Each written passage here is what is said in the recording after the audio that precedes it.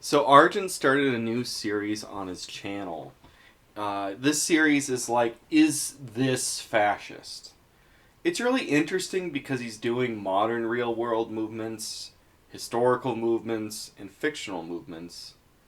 So that series has partially inspired me to do my own set of videos. And this set is X country or the ruling base of that country. Is it based? I have wanted to do that type of video for a long time. It's just that I guess Argent making is this fascist video kind of put some, you know, heat under my butt, some fire under my ass to try and get started and make this set of videos. As you guys know, I'm not really a week in, week out kind of uploader. I have more sporadic ideas and then make a bunch of ideas week to week to week, and then I'll have a break for weeks or months. And that's just the way I am. Regardless, though, before we can get into this, I want to qualify what is meant by based. Based in the context of leaders and nations should be defined towards working for the benefit of your people as a people, along with fostering and promoting their traditions.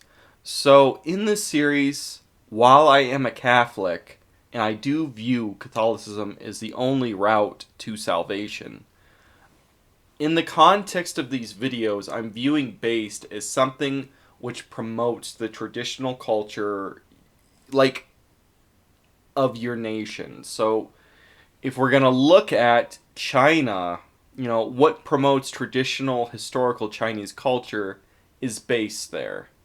What is going to go against traditional Chinese culture is unbased there.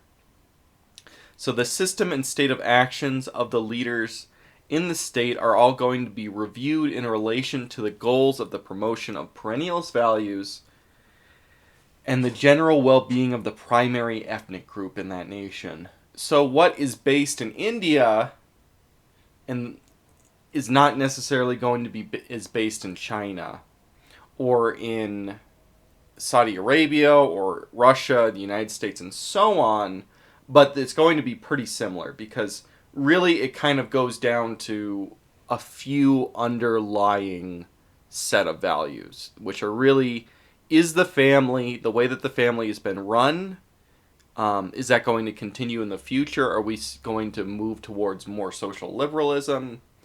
And is that nation, as it has been through hundreds of years or thousands of years of its history, being fostered and promoted by the current state? Or is the state actively working to undermine that nation and destroy it? Another attribute which I think must be taken in consideration, though, is how secure are the actions of the state? How sovereign is the state against the influence of powers which would undermine the traditional values of the nation and the nation itself? While these videos are going to be somewhat agnostic in regards to the structure of the state, and they're more focused on the qualitative way that the policies of the state are pushing the country forward, you're going to see something is that liberalism is a general entropy which destroys and melts down all countries. And so that liberalism and liberal democracy is a general enemy of whatever culture or society it's in. So liberalism, when it rears its head in the Muslim world, is going to undermine Muslim values. When it rears its head in the Christian world, will undermine Christian values, Hindu values, Chinese values, so on and so forth. It's pretty simple. And then another thing is that liberalism has all these perverse incentives to cause fighting and battles for resources within the states. So you have, like, in a lot of liberal countries, declining birth rates. You have the rise of, I'm going to mispronounce it, geriocracy, right? You have older generations, which are bigger, ironically, that had higher TFRs when they were born than current generations have all these huge pension benefits and are basically robbing younger generations of their wealth, leeching off of them, and preventing those people from forming their own families and having their own children. And then you have the whole thing of the social liberal parties, the social democratic parties, basically inviting mass immigration to kind of just brown wash out the native population that votes slightly more conservative, right? Which is seen throughout like all of Western Europe. And the other thing about liberalism is that it's so open to influence by NGOs and corporations. So if I'm going to steal the term from Ryan Falk here, which is the brown fire hose. In Western democracies, if any political party which wants to enact based policies comes to power, it's at a permanent disadvantage as long as it's in the globalist liberal system. Because any policies put forward can easily be reversed by the next set of parties. As such, as long as a liberal democracy exists, there really isn't any security for the ultimate fate of the people in the nation. If an anti-immigration party comes to power in Europe, so say the Sweden Democrats came to power, or National Rally in France, Alternative Deutschland, so on and so forth, if they maintain the current democratic status quo, then once the cycle kicks them back out of power, the Social Democrats will just turn on a brown fire hose of mass immigration, actually make it more aggressive and try and just wipe away the ability of Alternative for Deutschland or National Rally, or, with Trump, the Republican parties, or the Republican Party, to have influence or just rub it in its face in sort of a Schadenfreude, self-destructive, suicidal manner. So liberal democracy at a whole is at its center the most toxic and destructive tool imaginable, and its implementation is always the existential threat to the continued existence of a nation. In summary, though, let's get back to the basic points of how this is going to go out when I review every nation. There are 5 basic general elements which contribute to a country's basedness.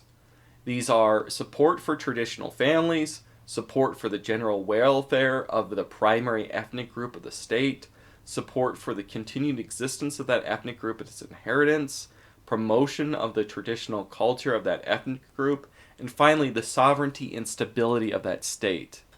I will admit that these 5 do blend into each other, but really it should kind of be a mesh of baseness. And the other thing is I want to leave it open to the viewer. This is really qualitative and not quantitative. So Argent is doing in Is This Fascist? A qualitative points-based system. I don't think that that really works here. I want to just leave the facts there, leave what's going on in these countries, compare it to the rest of the world, compare it to its similar, cultural peers around it, and just kind of leave it up to you, knowing what you know about your own country, if this country is based compared to what you know. And this will, if you want to watch videos throughout this series back to back, that will kind of, each country will be able to be used as a comparison to each other, just so that we could view baseness kind of like on a global scale and compare stuff qualitatively. So what I wanted to start out with, and what I think is fitting, because I really have been focused throughout my life on Russian, Ukrainian, Belarusian, and so on history, let's start off with talking about Putin, United Russia, and the the power and regime that has been founded in the Russian Federation since 2000. And I think this is a really good starting point, because a lot of people really look up to Russia, rightly or wrongly, as the one white country that got away, that is not being woke, that is kind of like off on its own, sovereign, in opposition to NATO, in opposition to the European Union.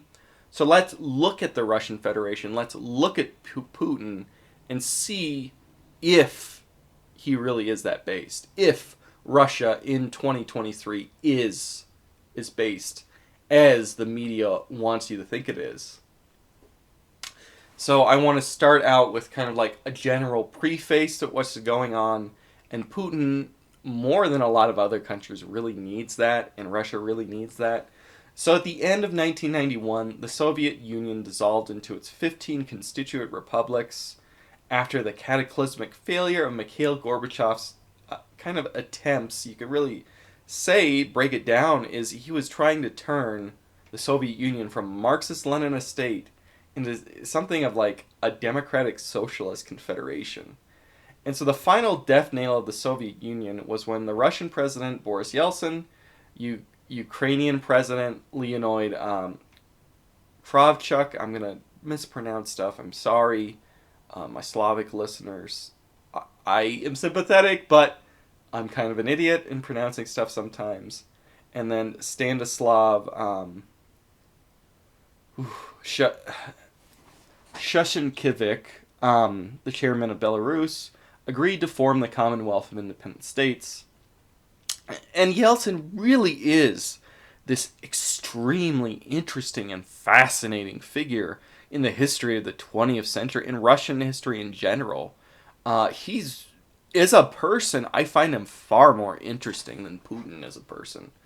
Yeltsin was a pragmatist and really wanted to get his country, Russia, out of the crisis that Gorbachev placed upon that nation and the Soviet Union in general.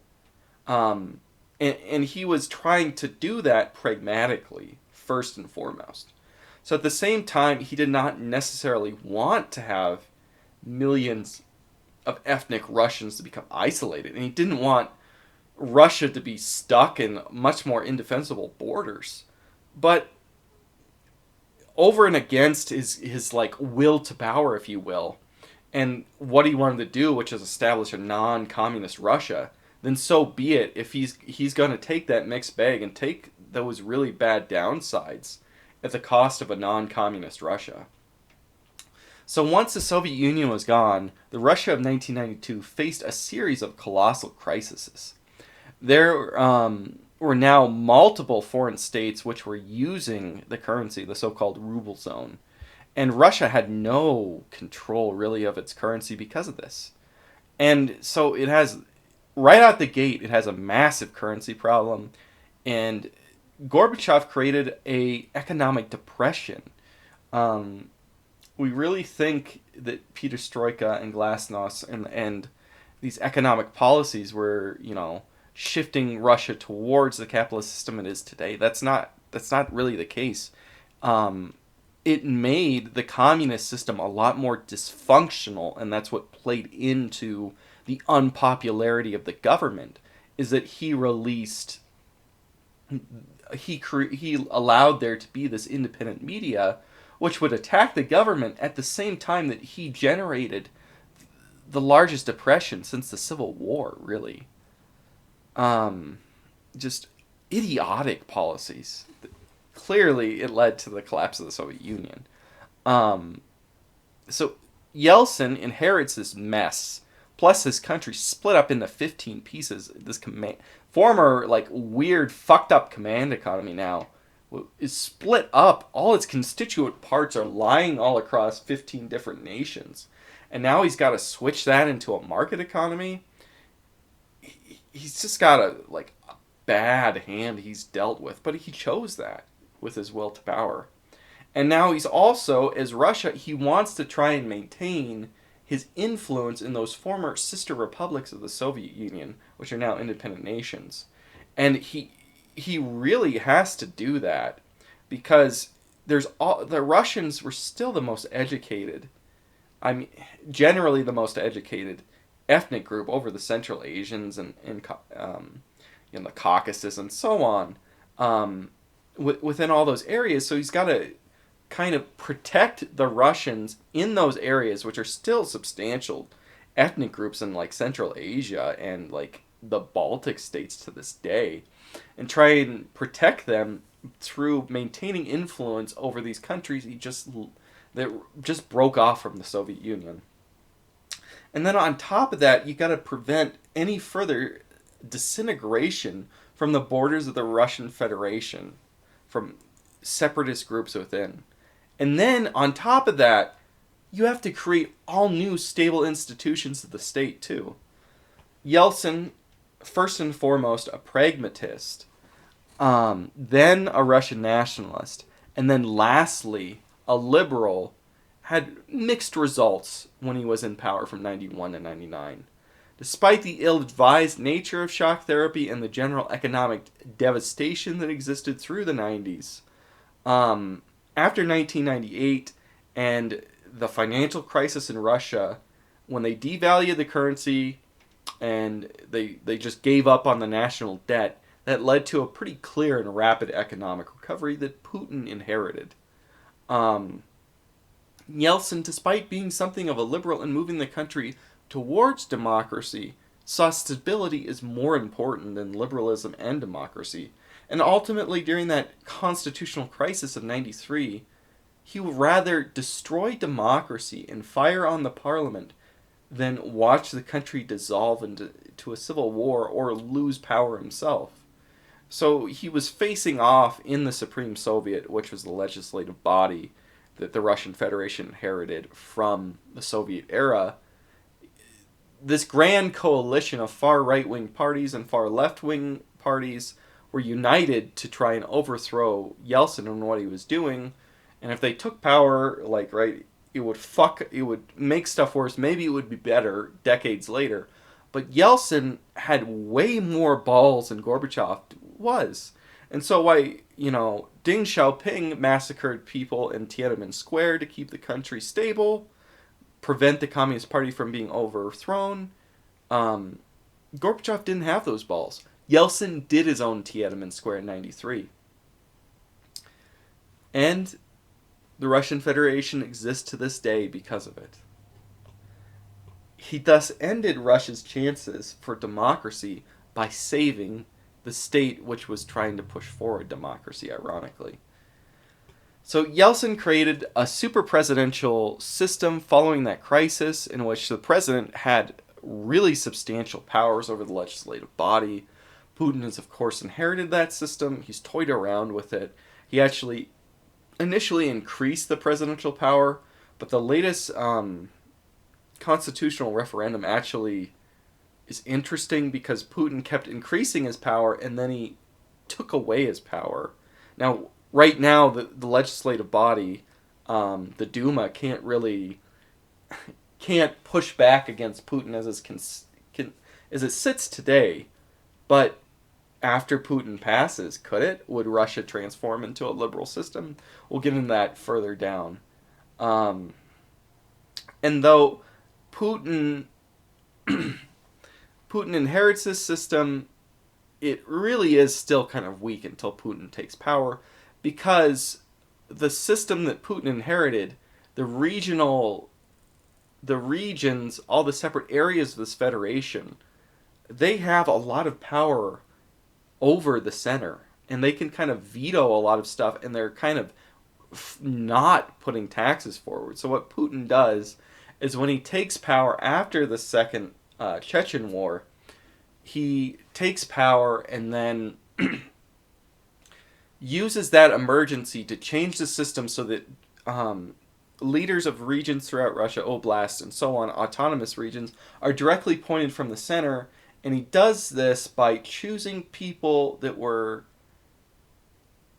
his allies within St. Petersburg when he controlled the St. Petersburg city, or he helped control. He's one of the controllers of the city in the 1990s. And so why this fosters corruption, because you have all these incompetent people appointed by Putin that don't know what they're doing just because they're friends of Putin, it completely stabilizes the federal core of the country, puts Russia forward to becoming a stable country again. So if you compare Russia to Ukraine, After Putin, there's a new system that's replaced the Soviet Union, and there's been prosperity. Ukraine, throughout its independence, has just been chaos. Putin inherited the Chechen de facto independence after Russia's defeat in the First Chechen War, when Yeltsin had control of the country.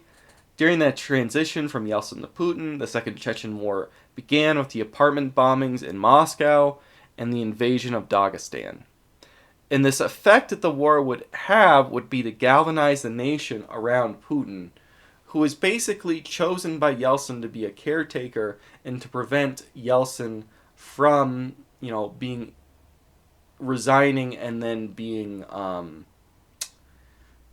attacked after having a bunch of legal issues and being prosecuted after he left office.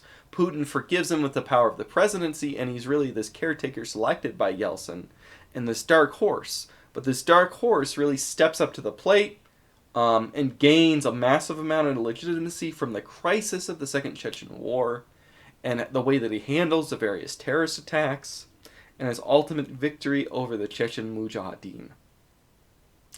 So, from that period, from when Yeltsin gives up power to give Putin to be a caretaker, acting prime minister, then acting president, then elected president, Putin has been the principal leader of the Russian Federation.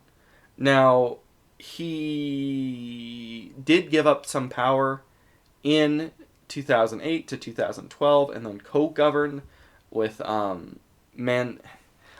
always say his name wrong, President Medvedev in 2008 to 2012, after Putin had 2 consecutive 4-year terms. After the power sharing for just one term, Putin took the presidency again, has maintained it since 2012 by continually having these constitutional referendums which allow him to start new terms. So currently, he also extended term length. So currently, a president can have 2 terms in Russia, but they're 6-year terms. So a president could technically be democratically elected if the whole system was running democratically, right, without, greasing the wheels for 12 years straight. But Putin keeps putting these referendums that reset his time in office so that he basically is president for life. So anyway, now that we have the whole what Putin did, how he stabilized the country, let's get into each topic. So first, I want to start off with the support for the general welfare of the primary ethnic group of the state, right? So the primary ethnic group of the state in the Russian Federation, that is the Great Russians. Yeltsin's years in power were marked by a constant struggle for monetary stability and following the Russian defaulting on the debt and the devaluing of the ruble. As I said before, the monetary system is stabilized. And as such, from 1999 to 2008, the Russian economy grew rapidly and advanced a lot. And the nation's standard of living surpassed those of the early 1980s, which was a better standard of living than existed in the 1990s. While internally there has been an economic diversification, Russia's also maintained a high level of autarky compared to other countries around the world. It still is not the best economy, and that's because exports are really still centered upon raw commodities, and energy. Russia, as an export power, has never broken out of the resource curse surrounding its oil and natural gas exports. So the economy of the country, while diversified compared to Norway, ironically, but of course Saudi Arabia, isn't as diverse as something like the United States or China. And so for drawing real wealth, it really depends on trading these commodities and especially energy with Europe.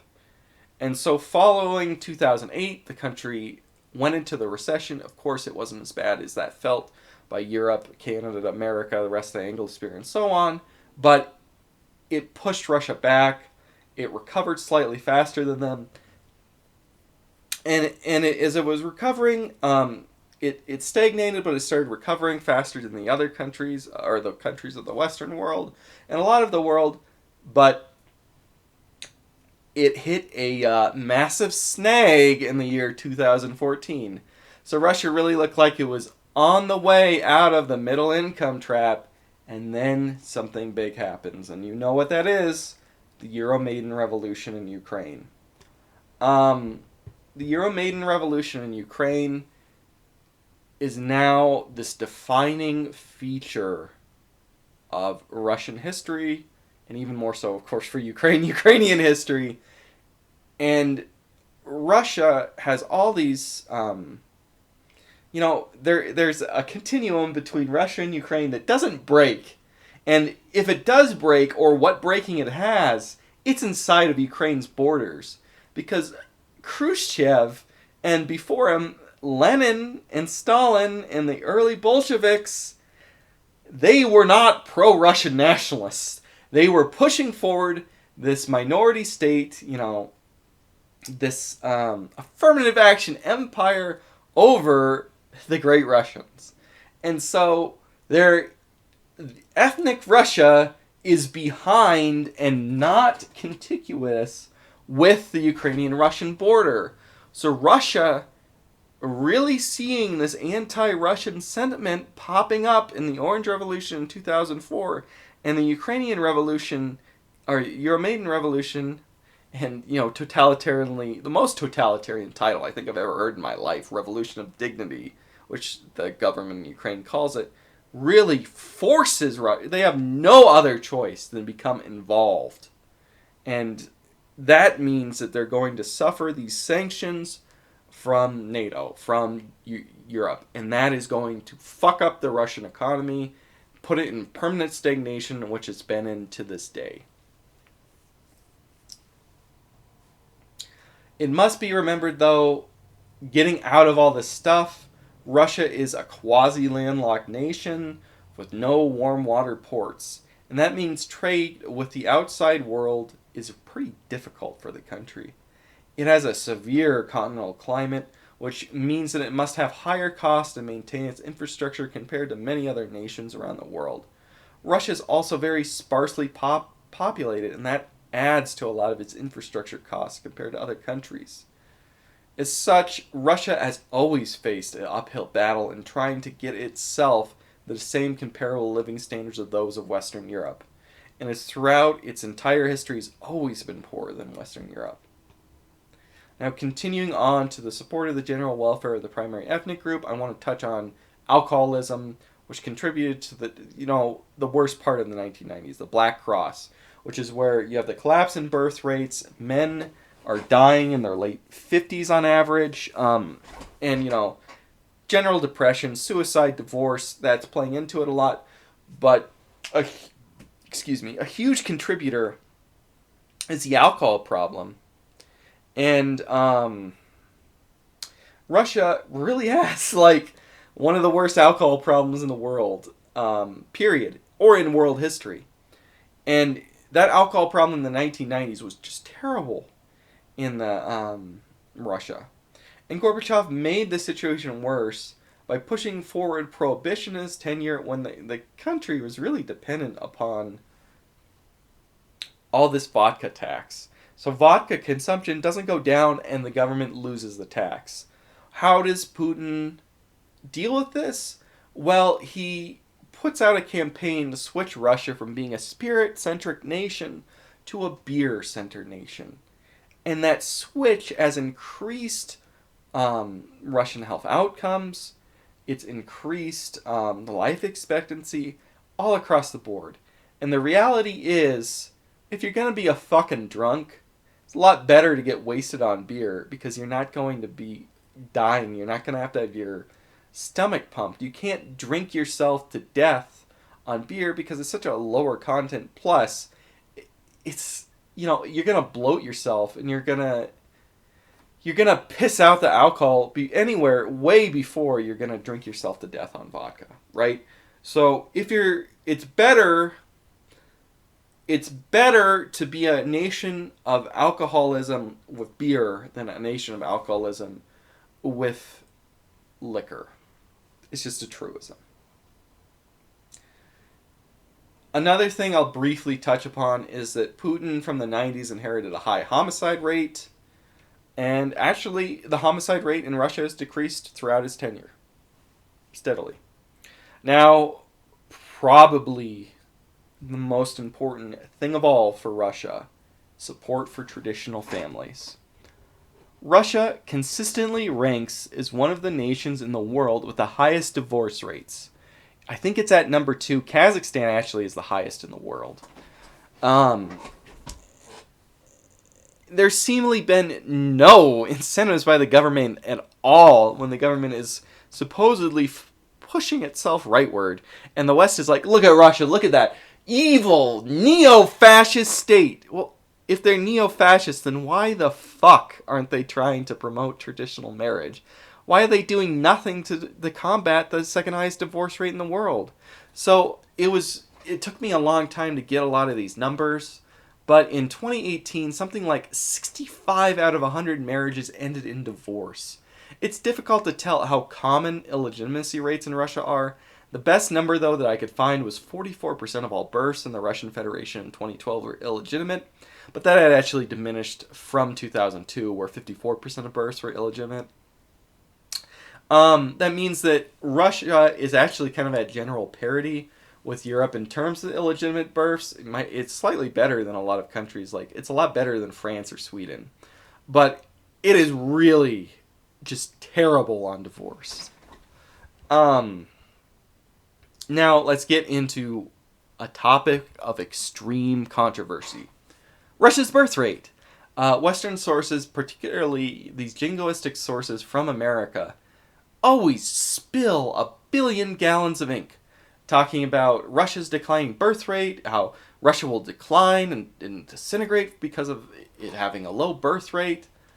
As such, Western sources are always contending that Russia's lying about its official birth rate, and it's actually a lot lower. And so, from what data we have, what we can see is that the Russian birth rate declined below replacement in the 1960s, and then under Brezhnev, and this was throughout all the Eastern Bloc, by the way, pro-natist policies were put in place from Brezhnev on through the rest of the Soviet Union, peaking under Gorbachev, ironically, which maintained the Russian population within the Soviet Union at replacement, slightly below it. You know, if replacement is 2.1 or 2.2, it's like 2.0, 2.1, right? Right at TFR replacement. Pretty effective pronatalist policies.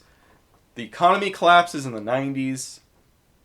All these pronatalist policies are taken out the door as all these guarantees of the socialist system are ripped out from underneath the populace.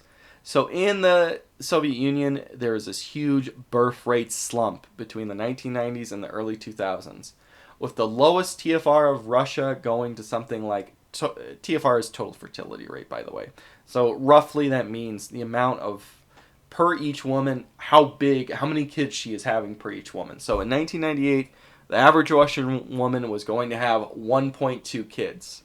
The economic advances and some pronatalist policies, though not as good as the pronatalist policies or extensive as those of the late Soviet Union, reverse this trend, and there's a TFR currently of something like 1.5 according to the West, and according to Russian sources, 1.8. If Western sources are right, then the Russian birth rate is right at the norm of whites throughout Europe, and at parity with whites in the United States itself. So America literally has this giant, in biblical terms, piece of wood in its eye, and it's screaming and yelling, Russia, you're going to collapse because of your low birth rate, when America has the same birth rate, right? And if we follow Russia's birth rate of its own stuff, right, if we just disregard the smokescreen of this very narrow difference, Russia has a TFR of 1.8, which is in the very highest of the range of white birth rates, sadly. Regardless, though, both of these put Russia below 1.2 or 1.2, sorry, 2.1, 2.2, which is the general replacement, right? In Russia, the total fertility rate is of greater importance to almost any other nation throughout the world in maintaining its power. Because first, Russia is the largest nation on Earth, so it is underpopulated compared to many other countries. So while there's always going to be distinct advantages to a low birth rate, some advantages, kind of the silver lining, distinct disadvantage, but some advantages, the silver lining, is that those countries are super overpopulated, like People's Republic of China, Japan, South Korea, right? That doesn't exist in Russia. There is no reason why you would want the Russian population to decline, because relative to the entire rest of the world, Russia's underpopulated. Second, with such a huge country comes an almost indefensible border.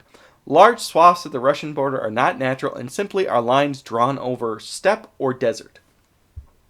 As such, Russia needs a large military force in being to protect these borders.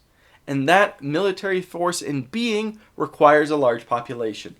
Third, Central Asia has the highest birth rate of any region outside of sub-Saharan Africa on Earth. Russia has no natural border with Kazakhstan. Russia has continued to have some extent of, control over these countries, influence over these countries in the region over the collapse of the Soviet Union. It's important for Russia because it maintains those minorities not being oppressed by their ethnic majority populations, right?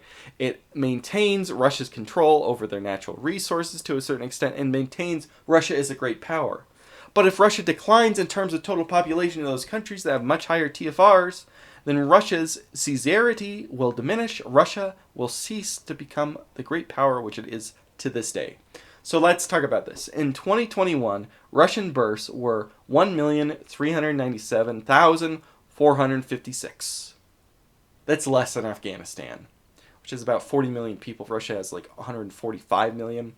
So Afghanistan had 1,440,941.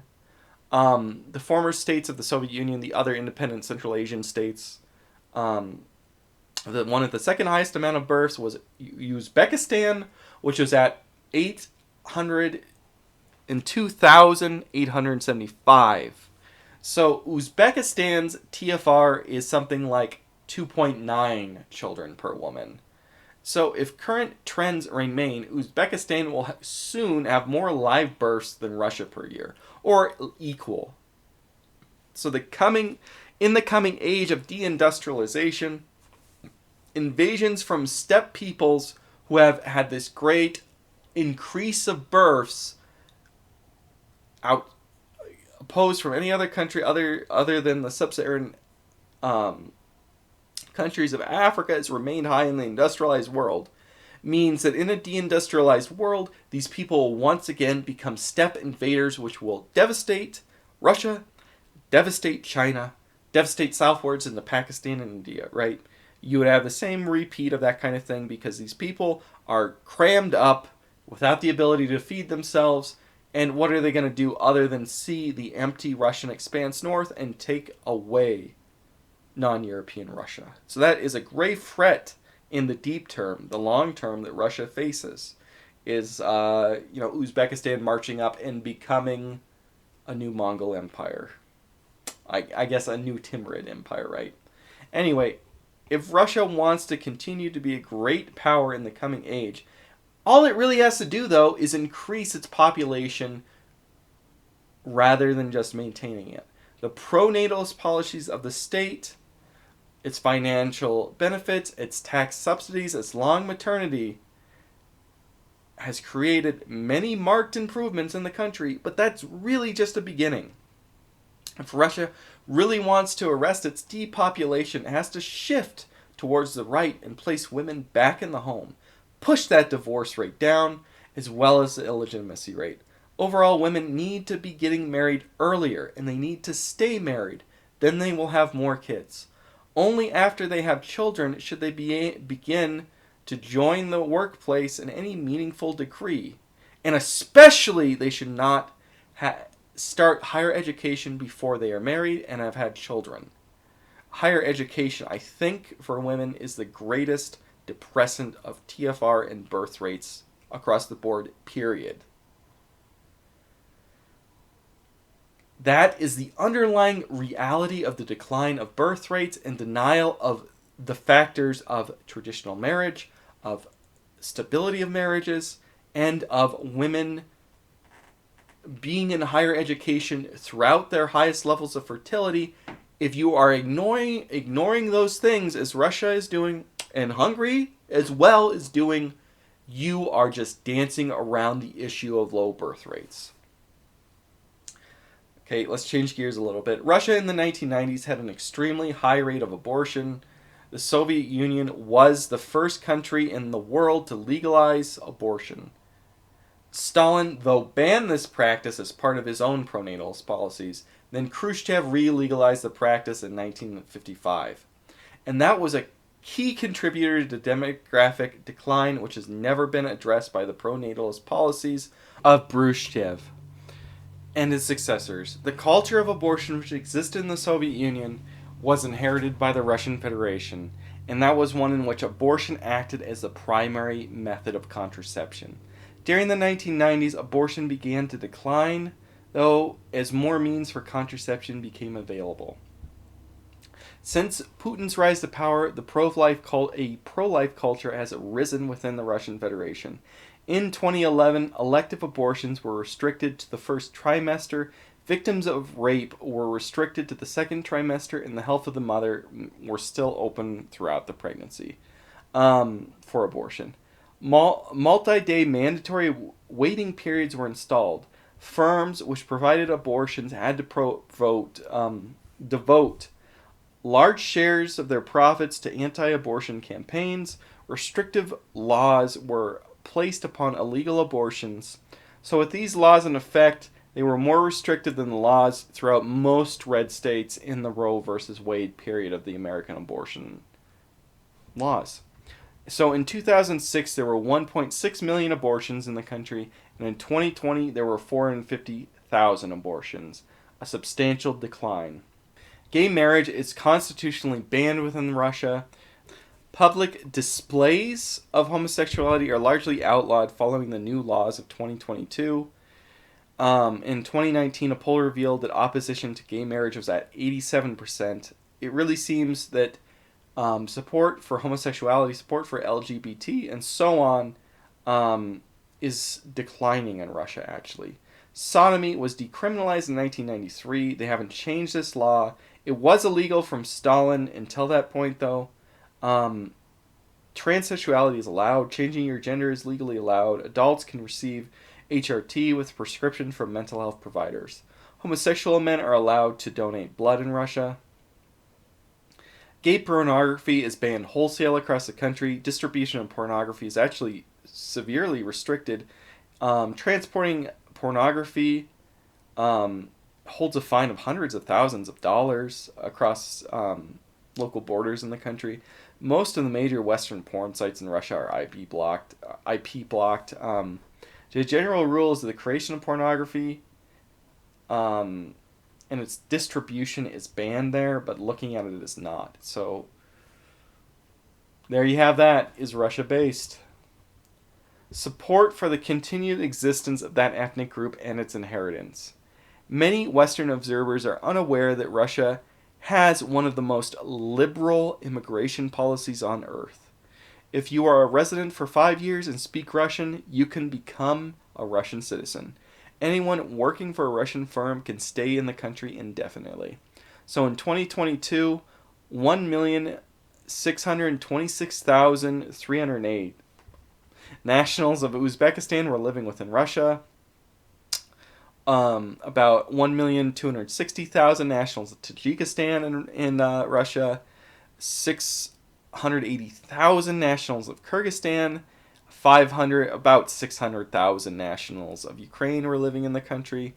In one sense, immigration from nations within the former Soviet Union makes a lot of sense, as ethnic Russians living within those countries were returning to Russia with this open border, open immigration policy.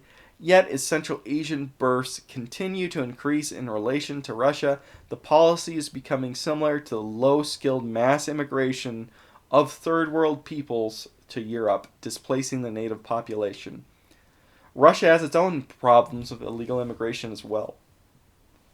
Although there is a Western exaggeration and smokescreen surrounding this, especially bizarrely with China, which is not going on. I don't know why there's this idea that China's going to conquer like Eastern Russia. Is bizarre. Eastern Russia has way higher birth rates than Northern China. But illegal immigration is a real problem in the country. It should be stated that central immigration, both legal and illegal, is highly unpopular in the country, and Putin pushes back against it. And that is a significant talking point for the right-wing groups in opposition or opposed to Putin. Inter-ethnic demographic trends are difficult quickly to understand. Great Russians are somewhere between 70 and 80% of the population, and no one single ethnic group makes up a large enough minority to really stand in opposition. The closest is the Tartars, but they're at like 3 or 4%. And the real reason why it's so bizarre is if you look at the 2021 demographic data, there's this weird thing where there's this flight from calling yourself Russian. So that causes there to be this drop between 2011 and 2021, where Great Russians go from 80% to 71%, but no other ethnic group gains, so people are just saying not answering. I have no idea why there's this flight away from being Russian. It's bizarre to me. Because before that, minority ethnic groups wanted to be Russian more. So are ethnic Russians becoming more liberal, more anti-Russian, and saying they're not Russian? It's hard to tell. I don't know what's going on. Maybe it's just there was some kind of statistical error on why it was answered that way. The demographic pyramids of most groups within Russia, though, most of them really mirror Russia. And that means that Russians are really unlikely to be displaced from within the country. I mean, the Chechens have a higher birth rate overall than Russians and other minorities, but they're only at 1% of the population. And it would take them centuries to become a real demographic threat to the Great Russians, something which is immediate with Central Asian immigration. There have been various clips of Putin during the Ukraine war where he congratulates ethnic minorities. He often talks like a Western politician and speaks to minorities more favorably, congratulates them more, talks about them as they're better than ethnic Russians, leaving ethnic Russians as an unrepresented majority.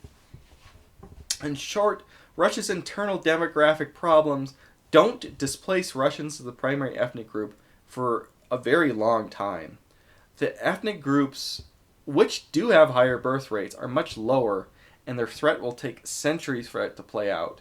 The extremely liberal immigration, though, regime that exists in the country does mirror that of the West and poses a demographic threat to ethnic Russians, while on a smaller scale is than Western Europe or the United States, still a threat to the country. Promotion of the traditional culture of that ethnic group. The Soviet Union, and I'm mostly talking about religion here, the Soviet Union promoted a socialist culture which was in opposition to the traditional Russian culture and sought to drastically transform it with a new culture. As such, when the Soviet Union collapsed, there was a massive increase in Russian cultural expression and identity. The Soviet system and communism, Marxism, Leninism in general, is radically opposed to religion and any expressions thereof. All religions were persecuted, but in particular, the Russian Orthodox Church, the state religion of the Russian Empire, was especially persecuted. Though once the Soviet Union collapsed, identification with the Russian Orthodox Church steadily increased. The exact details of how many people identify with the Russian Orthodox Church are all over the place, with numbers as low as 47 to in the high 80s in terms of percentage, usually somewhere in the 70s. The Russian Orthodox Church has built thousands of churches since the 91 and has a much greater presence in the country than it did throughout any point in the Soviet era, yet church attendance to be somewhere below 10%. Russian Orthodoxy now acts largely as the ethnic religion of the Russian people, but fervency remains much lower than it did before the Soviet Union. The Russian government will monitor Islamic groups for extremism and terrorist acts. The evangelism of non-Russian new religious groups is subject to harassment, so, Jehovah's Witnesses are basically banned. There was an attempt to ban Hare Krishnas in 2011, but it fell through. The Orthodox Church has structural advantages and receives some indirect cultural consideration by the government, but largely there is a separation of church and state, and the state really isn't promoting orthodoxy. The Russian government is largely secular. Now let's talk about the sovereignty and stability of the state. If anything could be said about the Russian Federation, it is most definitely a sovereign entity. As the successor state to the Soviet Union, the Russian Federation has maintained a devastating array of weapons of mass destruction, a massive and very productive, technologically advanced arms industry, and a military which projects itself across the globe. Russia has engaged itself in a massive invasion currently with its neighbor Ukraine. In this war, its armed industry is more than adequate to supply the army in the field, while Ukraine is having to rely on massive subsidies from the entirety of the NATO bloc. Clearly, Russia is willing to defend Russian minorities and its natural interests abroad.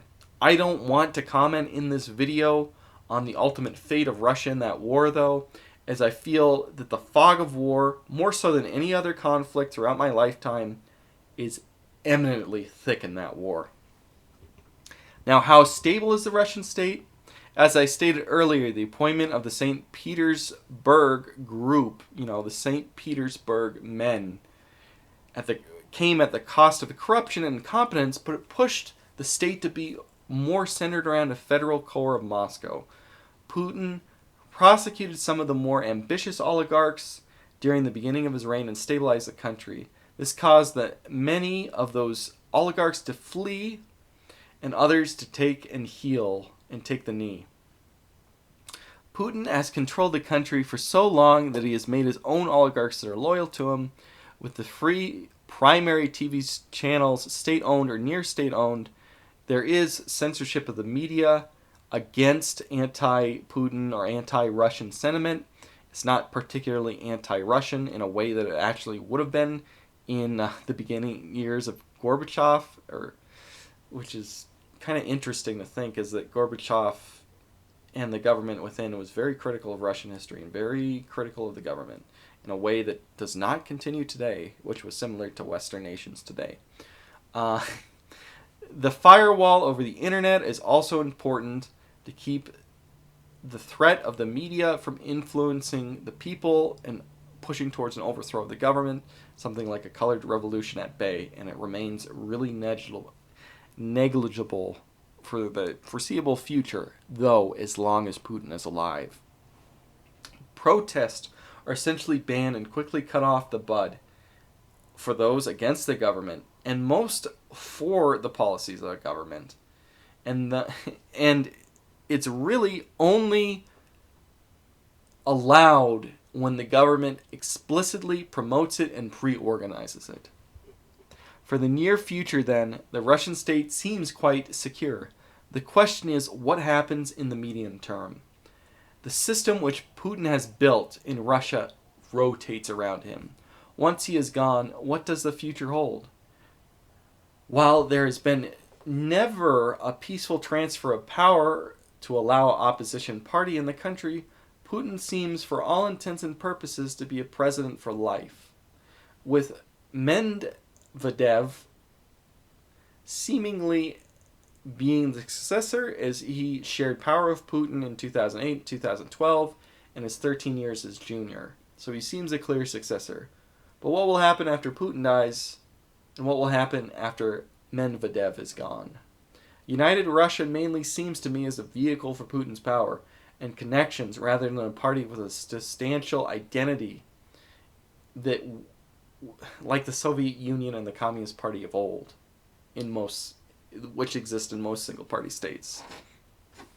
In the absence of Putin, Will the United Russia Party be able to reassert itself and establish itself as a single party, or will it just become one party of many, like how the Communist Party of Albania became a social democratic party, or PRI gave up its power and became one party of many in Mexico? Despite what seems to be crony elections which favor the dominance of United Russia, the Russian Federation continues to be constitutionally molded off the French Fifth Republic.